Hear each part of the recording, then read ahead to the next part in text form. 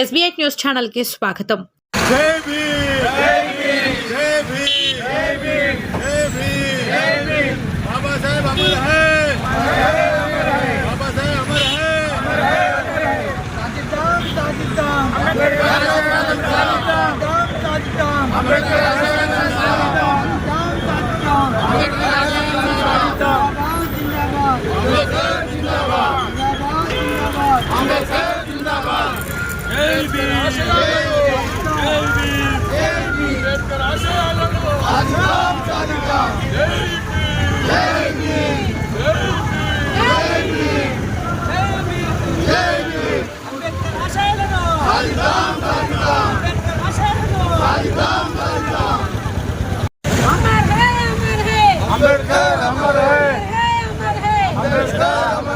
తెలంగాణ రాష్ట్ర ప్రజలందరికీ కూడా డాక్టర్ బిఆర్ అంబేద్కర్ సాహబ్ గారి జయంతి శుభాకాంక్షలు తెలుపుతూ మరి ఈ కార్యక్రమానికి వచ్చేసిన మా బీఆర్ఎస్ పార్టీ నాయకులు, దళిత నాయకులు అందరం కూడా పెద్ద ఎత్తున అంబేద్కర్ గారికి నివాళులు అర్పించడం జరిగింది.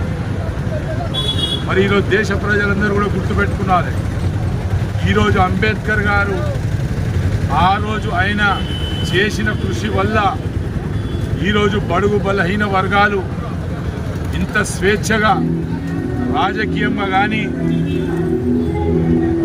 విద్యారంగంలో కానీ మరి అనేక రంగాల్లో ఈరోజు అవకాశాలు దొరుకుతున్నాయంటే అది కేవలం బాబా అంబేద్కర్ సాబ్ మనకు అవకాశం కల్పించినని ఈ సందర్భంగా మేము అందరూ కూడా తెలియజేసుకుంటున్నాం. మరి ఈరోజు కూడా అంటరానితనం, 2 గ్లాసుల పద్ధతి ఈరోజు కూడా ఉన్న సంగతి మనకు తెలుసు. ఇవన్నీ కూడా పోవాలంటే బాబాసాహెబ్ అంబేద్కర్ గారు ఏ విధంగా అయితే ఆయన కోరుకున్నాడో ఈ దేశ ప్రజలు ఏ విధంగా ఉండాలి, ఆయన ఆశయాలను మనం సాధించాలని చెప్పేసి ఈ సందర్భం మీ అందరూ కూడా తెలియజేసుకుంటున్నాం. మరి ముఖ్యంగా ఆ రోజు ఇదే కాంగ్రెస్ పార్టీ బాబాసాహెబ్ అంబేద్కర్కు అవమానించిన సంగతి దేశ ప్రజలందరూ కూడా గుర్తుపెట్టుకున్నారు. ఆ రోజు ఆయనను ఎంపీగా ఓడగొట్టిన సంగతి ఈ దేశ ప్రజలందరూ కూడా గుర్తుపెట్టుకోవాల్సిన అవసరం ఉంది. అలాంటి వ్యక్తిపై ఆ రోజు కాంగ్రెస్ నాయకులు, అగ్ర నాయకులందరూ కూడా దాడి చేసి ఆయనను ఓటమి పాలు చేసిన సంగతి కూడా ఈ సందర్భం అందరూ కూడా తెలియజేసుకుంటూ మరి ముఖ్యంగా ఈరోజు తెలంగాణ ఏర్పడికే ఆర్టికల్ 3 ద్వారా తెలంగాణ ఏర్పడ్డదంటే అది బాబాసాహెబ్ అంబేద్కర్ గారి రాసిన ఒక రాజ్యాంగం వల్లనే అని చెప్పి ఈ సందర్భంగా చెప్పగలుగుతాం. మరి మీరందరూ కూడా గుర్తుపెట్టుకున్నారే, ఈరోజు భారతీయ జనతా పార్టీ మేము మళ్ళీ అధికారంలోకి వస్తే మేము ఈ రాజ్యాంగాన్ని మార్చేస్తామని చెప్పేసి ఈరోజు కూతలు ఊస్తున్న సంగతి దేశ ప్రజలందరూ కూడా గుర్తుపెట్టుకున్నారు.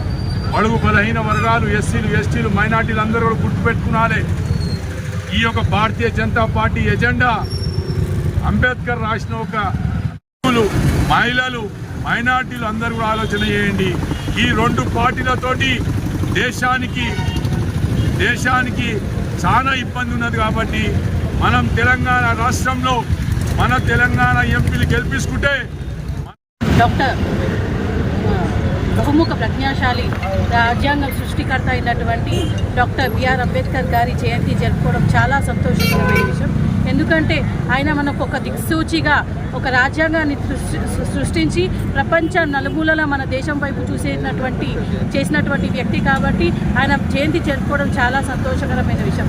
ఆయన ఎప్పుడు అంటుండేవారు, నేను దేశ ప్రజలకు ఏమి ఇవ్వలేకపోవచ్చు కానీ ఒక పదునైన కత్తి ఇచ్చి యుద్ధం చేయలేకపోవచ్చు కానీ ఆయన అమూల్యమైన ఓటు హక్కుతో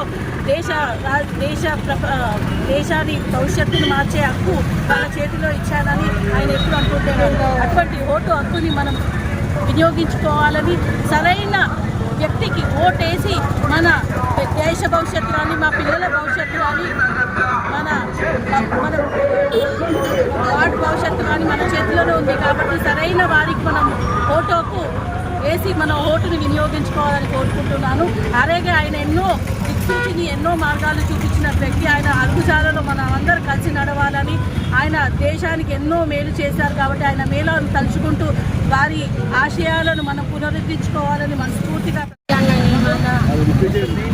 బడుగు బలహీన వర్గాల ఆశాజ్యోతి డాక్టర్ బిఆర్ అంబేద్కర్ గారి 133వ జయంతి సందర్భంగా మరి విచ్చేసినటువంటి మా రాజుగౌడ అన్నగారికి, వైస్ చైర్పర్సన్, మనం ఈ స్థితిలో ఉన్నామంటే దానికి కారణం మన బాబా సాహెబ్ అంబేద్కర్ గారి. మరి ఆయన మా కులం ఈ కులం అనకుండా ప్రతి ఒక్కరికి మరి ఈరోజు రాజకీయ జీవితం ఇచ్చిందంటేనే ఆయన. మరి ఆయననే చాలామంది మర్చిపోతున్నారు, అన్నీ చేస్తున్నారు. కానీ మరి ఆయన ఆ జయంతి రోజు మాత్రం ఆయనది కానీ బాబు జగ్జీవన్ రామ్ గారి జయంతి కానీ వాళ్ళ వర్ధంతులు కానీ మర్చిపోతున్నారు. మరి కొంతమంది రాజకీయ నాయకులు రాజ్యాంగాన్నే చేంజ్ చేస్తామంటున్నారు. ఖబర్దార్, రాజ్యాంగం జోలికి వస్తే ఎవరు కూడా ఊరుకునేది లేదు, గుర్తుంచుకోవాలా. ఎందుకంటే ఆయన అన్ని కులాలను దృష్టిలో పెట్టుకొని మరి అంబేద్కర్ గారి జయంతిని జరుపుకోవడం తాడపట్టణంలో చాలా సంతోషకరంగా ఉంది. అయితే బడుగు బలైన వర్గాలకు బాబాసాహెబ్ చేసినటువంటి సేవలను గుర్తించుకొని ఈరోజు మళ్ళీ మనము ఈ యొక్క వేడుకలు జరుపుకుంటున్నాం. కాబట్టి ఇలాంటి వేడుకలు ముందు ఇంకా చాలా జరుపుకోవాలని అందరం కూడా ఐక్యమత్యంగా ఉండి మనము కుల మతానికి ఖచ్చితంగా ఉండి అన్ని విధాల అన్ని సౌకర్యాలు బాబాసాహెబ్ రాజ్యాంగంలో ఏదైతే పొందపరిచారో వాటిని అందరం కూడా ఈ యొక్క లాభాలను పొందుతూ మరి